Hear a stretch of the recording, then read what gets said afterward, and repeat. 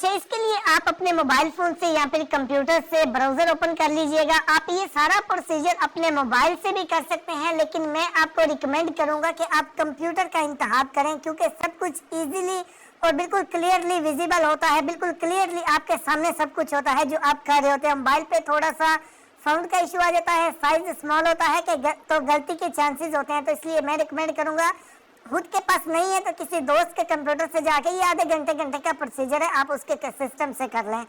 अच्छा, नादरा की वेबसाइट है id.nadra.gov.pk। सिर्फ एक यही नादरा की वेबसाइट है, यहाँ से ही सारी एप्लीकेशन प्रोसीड होती है। इसके अलावा नादरा की और किसी किस्म की कोई वेबसाइट नहीं है, इसलिए बता रहा हूँ कि किसी और फेक वेबसाइट पे जाके कोई डाटा नहीं प्रोवाइड करना। ये नादरा की ऑफिशियल वेबसाइट है। जब आप इस वेबसाइट को ओपन करेंगे तो इसका मेन पेज आपके सामने आएगा। इसके मेन पेज के ऊपर सारी इन्फॉर्मेशन भी होती है, आप वहां से भी रीड कर सकते हैं, लेकिन जाहिर सी बात है वहां पे मेन पॉइंट होते हैं, तो मैं आपको हर एक चीज फुली डिटेल्स के साथ एक्सप्लेन करता हूँ। अच्छा, जब नादरा की वेबसाइट ओपन हो जाएगी, यहाँ पे अप्लाई नाउ लिखा हुआ मिलेगा। अप्लाई नाउ के ऊपर आपने क्लिक करनी है, आपके सामने ये पेज आएगा। रजिस्टर एन अकाउंट पे क्लिक करके बेसिक इन्फॉर्मेशन देके अकाउंट बना लीजिएगा। इसका अकाउंट बनाने पे यानी अकाउंट रजिस्टर करने पे मैंने एक डिटेल वीडियो भी बनाई हुई है, अगर आपको समझ नहीं आ रही।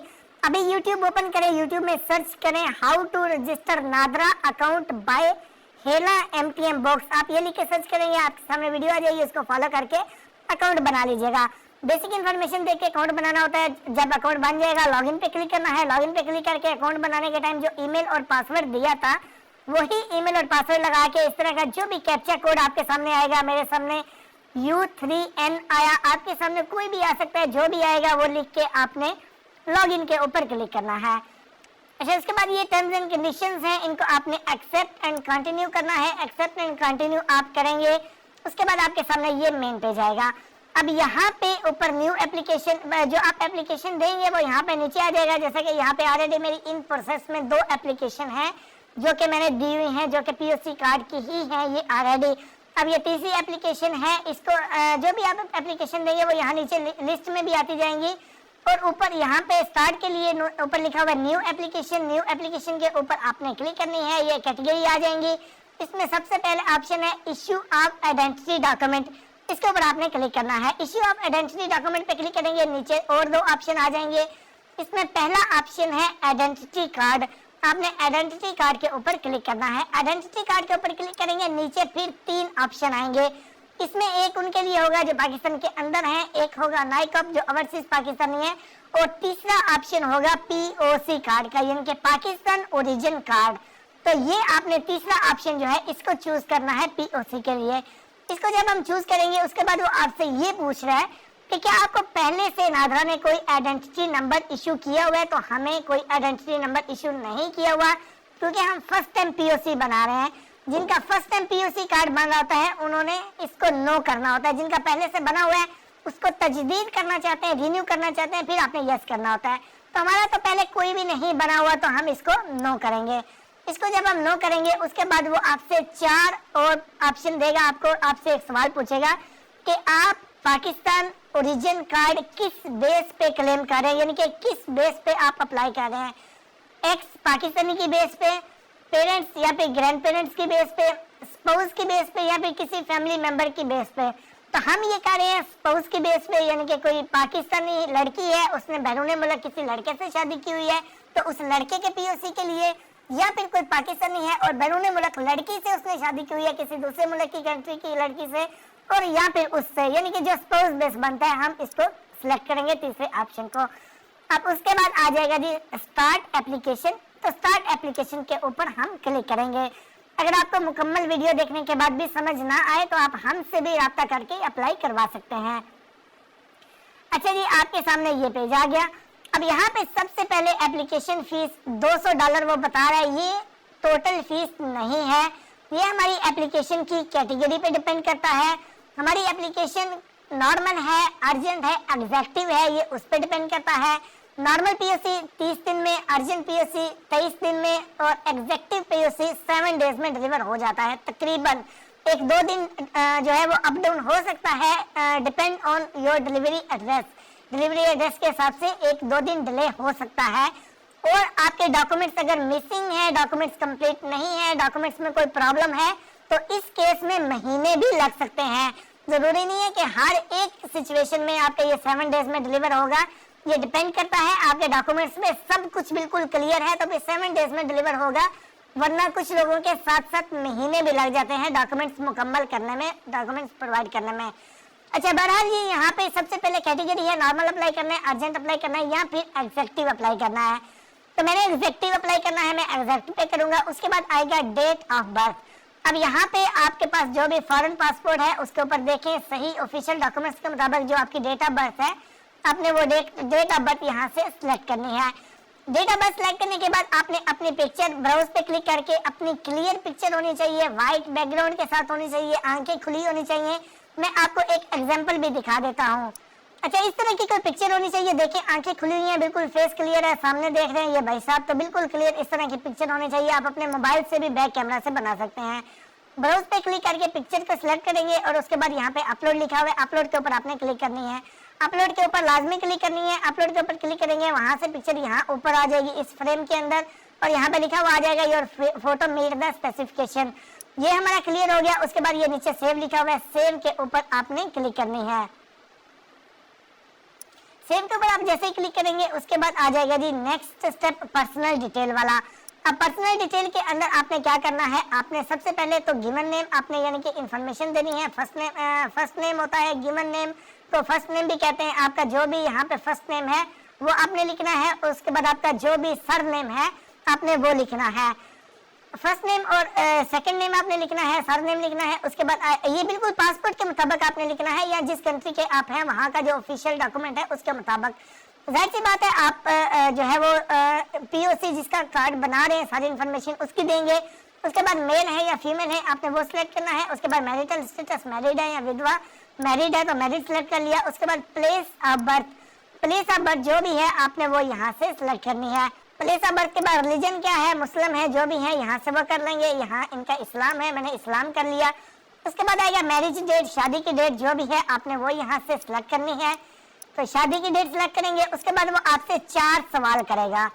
ये 4 सवाल क्या क्या हैं? सबसे पहला सवाल ये है कि आप यानी कि आपकी नेशनैलिटी या फिर आप सिटीजन तो नहीं है इंडिया के या फिर इसराइल के, अगर हैं तो यस, अगर नहीं है तो नो करेंगे।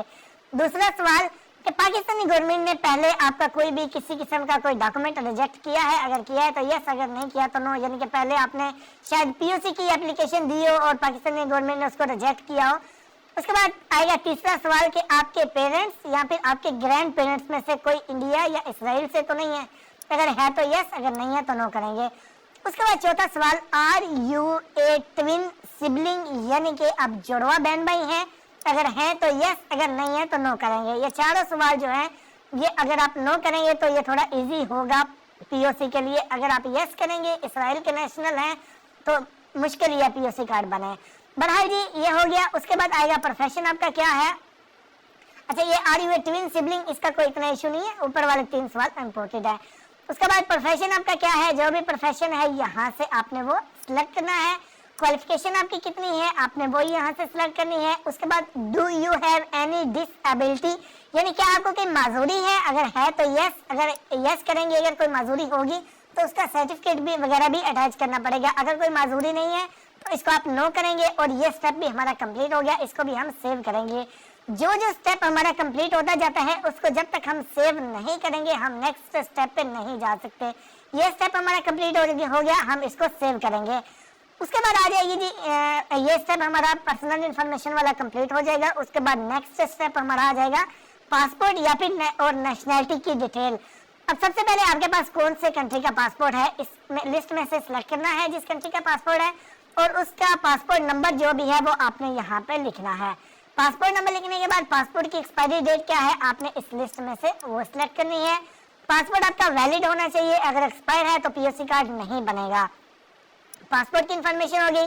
उसके बाद नीचे आ जाएगा नेशनैलिटी, आपके पास प्रेजेंट या प्रीवियस कौन कौन सी नेशनैलिटी है या होगी। अगर आपके पास पहले किसी और कंट्री की थी अभी किसी और की है तो यहाँ से आप सिलेक्ट करेंगे। अगर 2 थी पहले कोई और थी तो पहले प्रीवियस करके उसकी डिटेल देंगे और फिर प्रेजेंट की। प्रेजेंट क्या है, प्रेजेंट किया, इनके प्रेजेंट नेशनैलिटी अल्बानिया की है, अल्बानिया मैंने सिलेक्ट किया।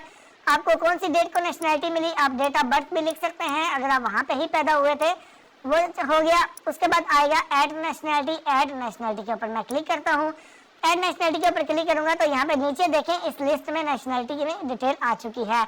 अब इसी तरह अगर आपके पास 2 कंट्री की नेशनैलिटी है तो इसी तरह एक और दूसरे कंट्री की जिसकी भी है वो भी आप ऐड कर सकते हैं यहाँ पे। ये स्टेप हमारा कंप्लीट हो गया। इसको भी हम करेंगे सेव। इसको भी जब हम सेव करेंगे उसके बाद बारी आ जाएगी जी रिलेटिव डिटेल की। अब रिलेटिव डिटेल में आपने फादर और मदर दोनों की डिटेल देनी है। सबसे पहले फादर की डिटेल आ जाएगी, जो भी फादर का नेम है वो आपने लिखना है कंप्लीट, और उसी तरह मदर का जो भी नेम होगा वो आपने लिखना है। और उसके बाद इन दोनों की नेशनैलिटी कौन सी है आपने वो लिखना है। यहाँ से इन दोनों की नेशनैलिटी अल्बानिया की है, मैं अल्बानिया कर लेता हूँ। उसके बाद नीचे आ जाएगी जी ये उनका सिटीजन नंबर तो लिखने की जरूरत नहीं है क्योंकि ये पाकिस्तानी होंगे तो फिर ही लिखना होगा, अगर पाकिस्तानी नहीं है तो फिर सिटीजन नंबर छोड़ दीजिएगा। उसके बाद यहाँ पे आएगी, अच्छा एक और चीज आपको बताना चाहता हूँ, यहाँ पे ये देखिए स्पाउस डिटेल है, फुल नेम के आगे ये रेड कलर का आपको स्टार नजर आ रहा है। जिस चीज के आगे ये रेड कलर का स्टार है वो चीज आपने लाजमी फिल करनी है। जिस चीज के साथ रेड कलर का ये स्टार नहीं है वो अगर है तो लिख ले, अगर नहीं है तो उसको आप छोड़ भी सकते हैं। स्पाउस डिटेल आ जाएगा, आपकी वाइफ का क्या नेम है आपने वो लिखना है। वाइफ का नेम लिखेंगे, वाइफ की नेशनैलिटी कौन सी है वो लिखेंगे, और उसके बाद आपने वाइफ का ID कार्ड नंबर जो भी है आपने वो यहाँ पे लिखना है। सिटीजन नंबर लिखेंगे। उसके बाद वो कह रहा है do you wish to provide detail for your relative living in Pakistan. Pakistan के अंदर और आपके कोई रिलेटिव है उनकी डिटेल देना चाहते हैं, अगर देना चाहते हैं यस, अदरवाइज इसको नो कर दीजिएगा। नो करेंगे, ये स्टेप भी कंप्लीट हो गया। सेव के ऊपर हम क्लिक करते हैं। ये स्टेप जो है ये भी हमारा कंप्लीट हो गया। अच्छा अब यहाँ पे एक चीज बहुत ही ज्यादा अहम है, उस चीज की वजह से आपकी एप्लीकेशन भी रिजेक्ट हो सकती है। वो क्या चीज है, अब जो भी POC कार्ड अप्लाई कर रहा है, यानी कि जाहिर सी बात है जो POC कार्ड अप्लाई कर रहा है वो स्पाउस में से लड़की है, यानी कि दुल्हा है या दुल्हन है, जो भी है, हस्बैंड है या वाइफ है, वो जाहिर सी बात है पाकिस्तानी नहीं है, गैर दूसरे किसी कंट्री की नेशनैलिटी है उसके पास। तो जो पाकिस्तानी होगा, हस्बैंड या वाइफ दोनों में से जो पाकिस्तानी है उसका नादरा रिकॉर्ड भी मैरिड होना चाहिए। ये नहीं है कि अगर आपकी शादी हुई है और जो पाकिस्तानी है आप दोनों में से उसका अभी नादरा का रिकॉर्ड आपने मैरिड नहीं करवाया और आप POC कार्ड अप्लाई करें, नहीं, पहले आपने मैरिटल स्टेटस उसका अपडेट करवाना है जो पाकिस्तानी है, और उसके रिकॉर्ड के अंदर जिसका POC कार्ड आप अप्लाई करें उसका नाम भी होना चाहिए, तब आपका POC कार्ड इश्यू होगा। ये डिटेल हो गई। उसके बाद आ गया एड्रेस डिटेल। अब एड्रेस डिटेल में आप प्रेजेंट एड्रेस जो भी है आपका वो लिख लेना है। इनका प्रेजेंट अल्बानिया का है, मैंने अल्बानिया कर लिया। स्टेट जो भी है वो आपने, यानी कि मुकम्मल एड्रेस अब जो भी है आपने वो यहाँ पे लिखना है। पोस्टल कोड भी लिखना है, स्ट्रीट एड्रेस भी लिखना है जिसमें बिल्डिंग नंबर वगैरह आता है, सारी चीजें सही लिखनी है ताकि आपके जो कार्ड है वो डिलीवरी में किसी किस्म का इश्यू ना आए। ये सारी चीजें बिल्कुल सही लिखनी है। प्रेजेंट एड्रेस हो गया। अब इसी तरह आएगा परमानेंट एड्रेस। अगर परमानेंट एड्रेस पाकिस्तान का है तो आप यहाँ से पाकिस्तान कर सकते हैं। ये प्रेजेंट और परमानेंट हो गया। उसके बाद आपने सेव के ऊपर क्लिक करनी है। सेव के ऊपर जब आप क्लिक करेंगे उसके बाद वो आपसे पूछेगा कि आप कार्ड को कहाँ पे डिलीवर करवाना चाहते हैं। आपने अभी 2 एड्रेस लिखे थे, एक प्रेजेंट और एक परमानेंट, उनमें से जिस भी एड्रेस पे आप डिलीवर करवाना चाहते हैं यहाँ से आप वो सिलेक्ट करेंगे। मैं प्रेजेंट पे करना चाहता हूँ, मैंने प्रेजेंट किया। जब अगर मैंने प्रेजेंट किया, अगर प्रेजेंट एड्रेस जो है वो पाकिस्तान के बाहर का है तो फिर आपने जहाँ पे डिलीवर करवाना है वहाँ का नंबर भी आपने जो है वो देना है।